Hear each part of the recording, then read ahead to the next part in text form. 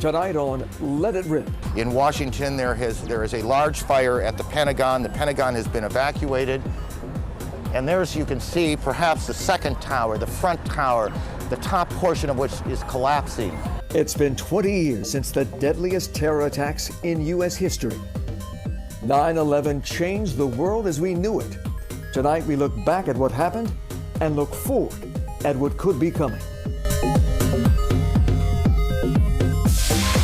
Time to let it rip. On the panel tonight, Oakland County Sheriff Mike Bouchard, Javad Ali, Associate Professor of International Policy and Practice at the University of Michigan, Attorney Fatina Atrobo, a graduate of Harvard and U of M, and Director of the American Muslim and Minority Advocacy League, Rochelle Riley, former award-winning columnist for the Detroit Free Press, now Director of Arts and Culture for the City of Detroit. We also have our own Charlie Langton with us, back again. But we begin tonight with Patrick Anderson, a well-known, well-respected economist who runs his own company. But 20 years ago, he was there as the World Trade Center complex came down. He was there when the first plane hit the North Tower. Patrick, most of us watched it unfold on TV. You saw it live. Where were you and what were you doing when the world changed? I was joining a lot of other economists, including a number from Michigan, at a conference that we happened to hold in New York City at the World Trade Center. So we were all in the World Trade Center complex, most of us in building number 3, which sat in between building number 1 and building number 2. So most of the economists were downstairs at that time. I happened to be upstairs, and I was fortunately not so far upstairs that it was impossible for me to get out. But that's how we were, and just as you said, it was the day the world changed, and certainly it was something that changed my life, and unfortunately ended the lives of so many Americans. Did you hear the impact? What was it that made you decide to get out when so many others chose to stay? Oh, definitely. I heard it and I felt it for the first plane. But you have to remember, at that time, we had no experience with people flying planes into buildings in an attempt to kill people. And I wish we never had that experience, but that was the day we did. And so even if you were in any of those buildings, you heard announcements, stay in your room. I certainly did, stay in your room. And people in other towers say, okay, we're just going to stay here for a while and then we'll orderly evacuate later, or just stay here for a while. And if you looked outside at the time, you could only look down, so you couldn't quite see what was happening. You already knew there was death and destruction. It was a terrible, terrible moment. You already saw that people were dead. You knew. I felt a doom come over me. But it didn't make sense to just run out at that time, especially when people were saying, stay in your room or stay in the building. So what was it that pushed you to leave? Did somebody knock at the door, or did you just simply say, I've got to get out now or I won't survive? At some point, I was getting dressed, and not overly rapidly. I'd like to say that I knew exactly what was happening. I didn't. And as those who've been through wartime or other things, there's a fog of war. You don't quite know what's going on. And at some point, someone ran screaming down the hall saying, everybody out. And I looked down, and I had actually, the one time in my life when I bought Christmas presents in September, I'm never going to do that again. But I bought Christmas presents. I bought all kinds of stuff in my room. And I said, what here is worth risking my life to take? And I said, none of it. And I grabbed my pocket knife and my smartphone, my brand new smartphone, first one I ever had, and my wallet. And I didn't even have both my shoes on. And I was putting my shoes on, and I felt like I got a tap on the shoulder. There wasn't anybody there.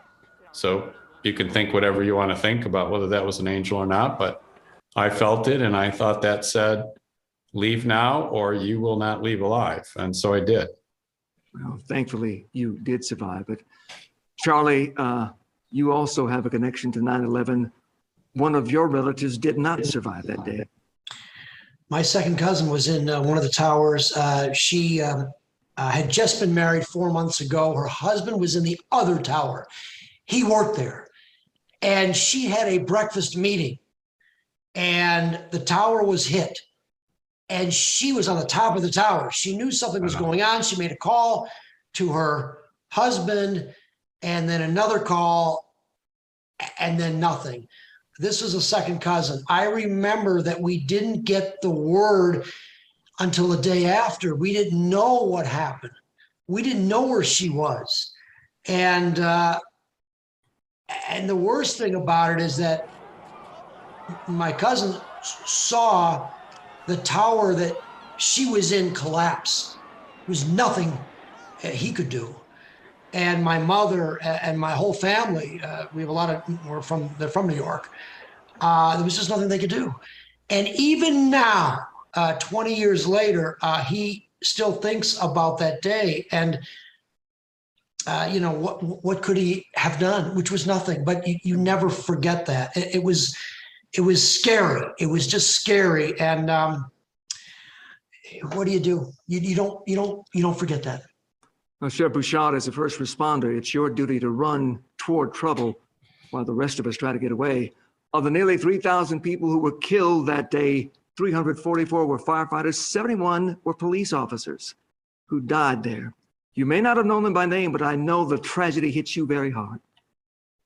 Yeah, absolutely. You know, it's an everyday occurrence in America to have a police officer, firefighter run towards danger, but on that day, that was the single largest loss of life in the professions in the country's history. And we watched it play out live. And I think all of the brothers and sisters across the country, you know, felt that personally and wanted to do anything they could to help.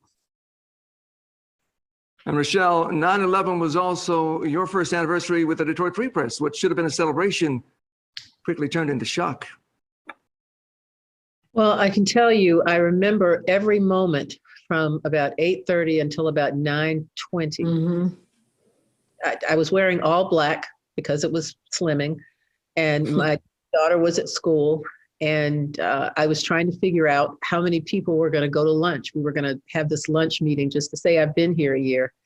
And as soon as I saw the special report and saw the plane, I watched it. I mean, the television's right there in my office, and I watched the plane fly into the building, and I grabbed my keys and raced down to the car and went to my daughter's school to pick her up because I didn't want her experiencing that away from family.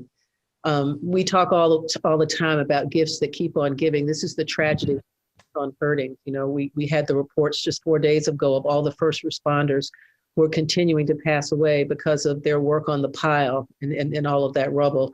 And of course, so many of our first responders who are just heroes are more vulnerable to COVID because of that. So we suffered a tragic loss as a nation, but we also suffered it individually. And Javed, you know, we should not also forget that there were other attacks that day, that there was an attempted attack by some hijackers that ended with the plane crashing in Shanksville, Pennsylvania, when the passengers on board took control. It's believed that plane may have been headed toward the White House, possibly the Capitol. But Javed, you saw at least some evidence of the plane hitting the Pentagon. Right. So I had been in Washington for several years, and my career objective was to get inside the government into the counterterrorism profession. That's why I left Michigan to start that journey. And that summer of 2001, I finally got approved to go to have my first job. And so my background investigation process was starting that summer of 2001. I was going to report to an element of the Pentagon. And I was already doing work as a contractor for the government in different counterterrorism arenas. And then that morning of 9/11, I was driving to work, even though I was aware of certain things happening, but clearly not the evidence of some massive plot. And I passed the Pentagon around 9 in the morning, made it to my office in Northern Virginia 15 minutes later. At that point, clearly saw the news of both planes hitting the World Trade Center, automatically just went to the judgment that this is an al-Qaeda operation, the nation is under attack. No one knew what was happening next. I called my best friend, who was my next door neighbor in West Bloomfield, who was also working in the Pentagon that morning. And I told him, we just need to stay in touch because nobody knows what's going to happen. 15 minutes later, American 77 hit the Pentagon. He was in the part of the building that got hit. Thankfully, he survived. But that call may have had an ability, or may have changed his positioning in the building. And then from my office, I could see the smoke rising from the Pentagon. And then just about a few months later, I started my government career and I was reporting to the Pentagon. So it was such a surreal moment for me at an individual level. And then it shaped my career for 16 years of my government service. And Fatima, your world was rocked too, changed completely when you were young and you saw what was happening. I don't know how long it took to identify the 19 hijackers. Most of them were from Saudi Arabia. All of them were Muslim. And almost immediately, your father called you with a warning. What did he tell you? Yeah, I remember, like the other guests on today, with keen kind of just clarity, the sense of shock and confusion and just concern. Barely 20 years old, I was still in my teens as an undergraduate at the University of Michigan. That Tuesday morning, I was headed to class, and the way I got news actually was from a professor who turned to me and said, "Didn't you hear what happened?" I said, "What?" He said, "Your people attacked us."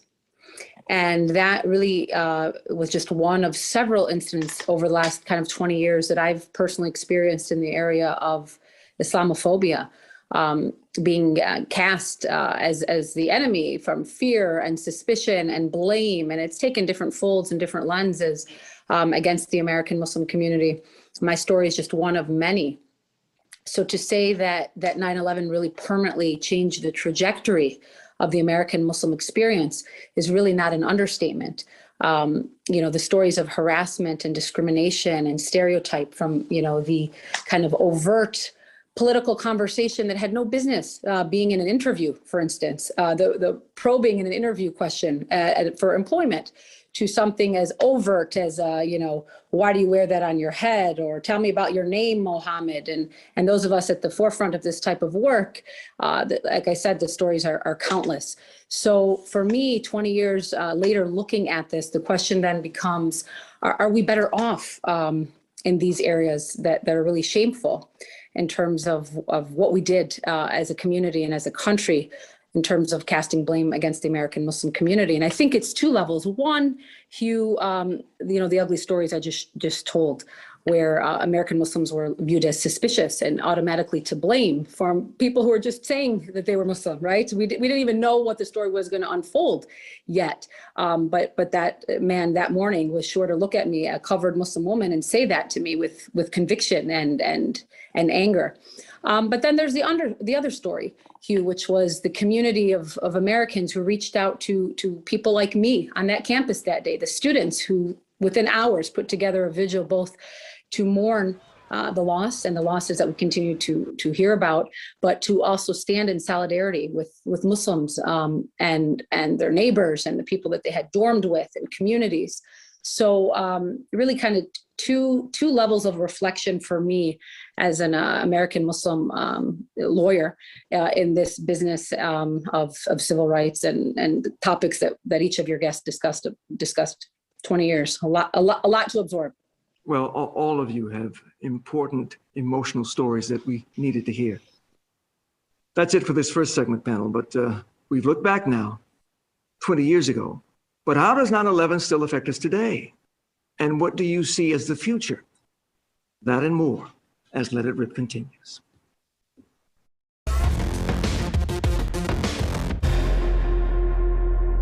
Welcome back to Let It Rip. You've met everybody on the panel. Let's return now to Sheriff Mike Bouchard, because Sheriff, almost immediately after seeing the devastation of 9/11, you took a command post and put it right next to Ground Zero. You were there helping the first responders just days after the towers came down. Yeah, I was head of government affairs at the time of Major County Sheriffs of America and still am today. And so I'm connected to a lot of people across the country and internationally as it relates to Homeland Security now, counterterrorism, but also just natural events. So I got a call from New York City saying they needed help. And at that point, we had already put Oakland County on a footing that I thought was the place to be and handled that situation because, again, as one of the panelists said, the fog of that time, no one knew how many attacks were going to come, what was going to be targeted, or what was to follow on. So the first thing I did was to put Oakland County in a position to respond and defend its citizenry, its assets, its critical infrastructure. So we called everybody in, added shifts, and did those kinds of things. And then we pivoted to the call for help from New York to put together a relief caravan of people and equipment that I thought would be helpful in that kind of disaster. People that had skills from documenting fatal traffic accidents or fatalities, our ATVs from the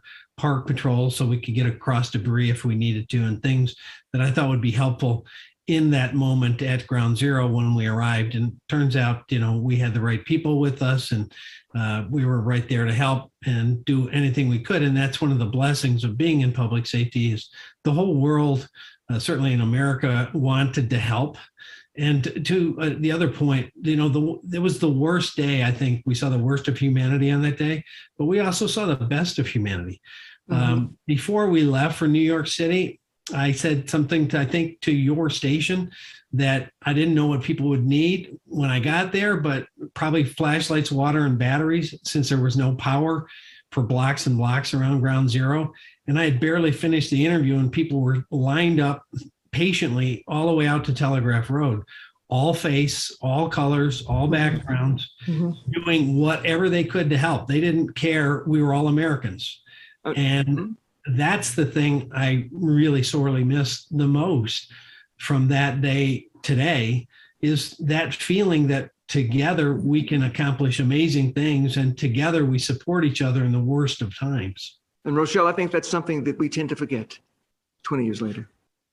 We do. And we also tend to forget that there were a lot of children who saw this, and we don't deal with trauma well in this country. We never have.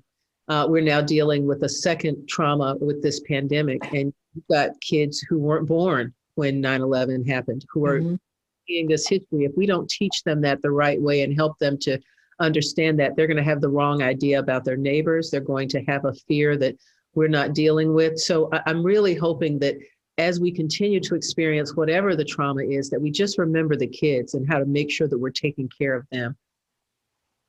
Well, in the wake of 9/11, we now have the Department of Homeland Security, the TSA, the Transportation Security Administration. Are we safer now than we were 20 years ago? Anybody? What do you feel? Well, I think in many ways we are. One of the key findings of the 9/11 Commission was we have to communicate better, share information, intel, work in partnership. A lot of the information about the terrorists of that day were known compartmentalized pieces of the puzzle, and it never got put together by someone in a spot to do some interdiction and interruption of that plan. And so I think we're better on many levels now. I am very involved in that effort. Many of my counterparts around the country, all levels of law enforcement and federal partners, work together to communicate. But I think we've kind of lost the lessons of it in other ways. So, there's so many things that we're avoiding or not doing now as it relates to our border, as it relates to some of the kinds of situations we're seeing unfolding across the world.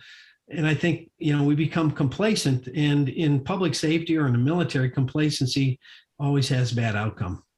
I think there was a lack of, I'm sorry, Rochelle, but I just think we put politics aside for a while. We came together as Americans. I remember I was in New York about a month after that. It was not New York like I had known New York. There was still a fog. There was still the pace of New York wasn't there. This is a month or so after. And it was scary. It was scary, but I will say it united us for a while. We put politics aside. Unlike the COVID, it was politics. 9/11 united us. It just seemed to me united, and Muslims in Dearborn. I remember the stories. We were going out there, and no, we came together, and I don't see that now. There was something as tragic as that was, and it was. We did come together, I thought, as a country, and that was a good thing. We haven't had that in a while. But go ahead. Yeah, sorry, Hugh. I wrote an essay that got published today that said in the aftermath of 9/11, there was a lot of unity around the country, as Charlie and Sheriff Bouchard has said.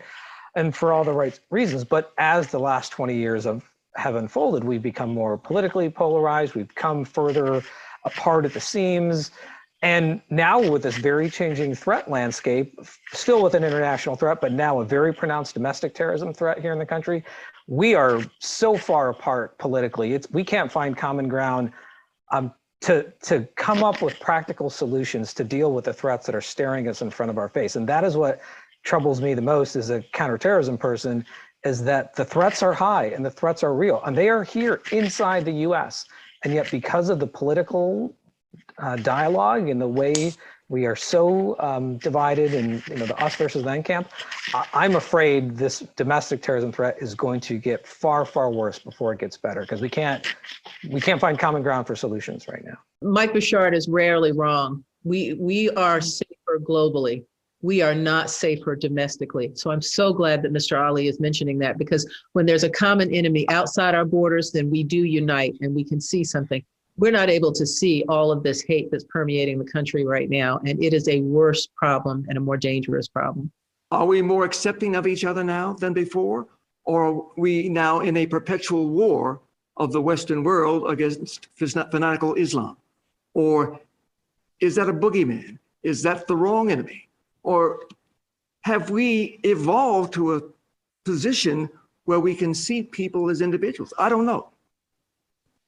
You know, Hugh, unless we're willing to stand against the ugliness of even the terms like radical Islam, Muslim fundamentalists and the like, and the danger of castigating an entire religion just by an adjective like that, because these folks are self-purportedly Islamic radicals, whereas we know that radicalism and fundamentalism, terrorism really has absolutely nothing to do with religion, right? There's the same, it's an ideology and a cult that we see across threats and terrorism, domestic, especially, that have nothing to do with Muslims. Unless we can stand up and folks are courageous enough to tell the story of the American Muslim that they know that's in Southeast Michigan, the doctor who has treated them, the Muslim teacher who's down the street from them, the American Muslim lawyer that they have met along the way, or their willingness to at least say there are folks out there like us. I'm fearful that we may have missed an opportunity for this opportunity. Patrick, I want to give you the last word. How do you feel 20 years later about the state of the country and the world? Well, I feel that we are remembering, which is our mission at Michigan Remembers, remembering 42 people of Michigan. I'm sorry, Mr. Langton, about the person that you lost. We are remembering every day on our MichiganRemembers.org website all 42 people that we know in Michigan that passed away. I agree with Rochelle Riley completely, because my kids were in school on that day and they didn't know their dad was in the World Trade Center, and they flipped that on the TV. So there's a lot we have to learn, but I also am appreciative of the stories of heroism, and I'm glad to see Mike Bouchard. And when I tell stories of ordinary Americans standing up and doing something, I do tell the story of people from Oakland and Wayne County picking up and going there, including Sheriff Bouchard. So thank you again, Sheriff Bouchard.